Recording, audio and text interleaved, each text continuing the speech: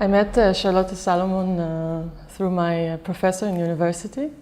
He said there is a co-production with a German school about German Jewish themes, and he mentioned some names, and one of them was Charlotte Salomon as topics for a film.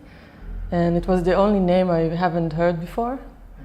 And it was a really nice female name, so the same day I went to the library to just search what it is. And I found this really giant book that looks like, I don't know, like a magical book, I don't know. And I opened it, and I've never seen anything like it before. And the same moment I knew this is what my film is about. The biggest challenge, I guess, when making the movie was how to edit from 1,200 paintings, edit a short film that is structured and is easy to follow. You know, it's because the book is so elaborate, and so that was the biggest challenge then, and it was a long process of editing, of just constructing scenes with editing and like some kind of narration guide and just checking if it works. And gradually I understood that the most interesting way to construct this character, to build up, is really the most traditional way, is constructing it with her will, what she wants, what she fights for. So every scene is actually more about her battle,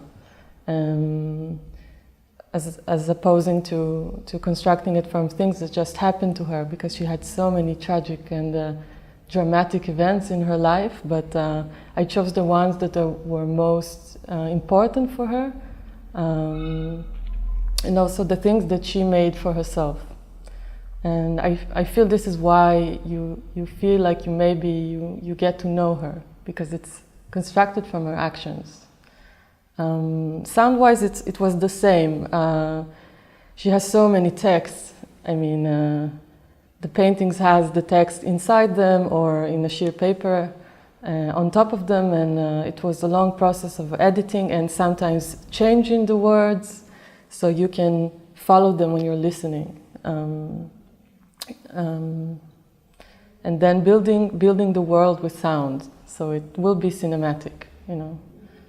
Actually, while I have two things to say about it, while I was researching for the film, I was trying, like in any ordinary film, you would try to find people who knew her, people that can say something interesting and profound about this person. And I saw many films that were already made about her, and I discovered that she was a person, she was so closed, introverted person.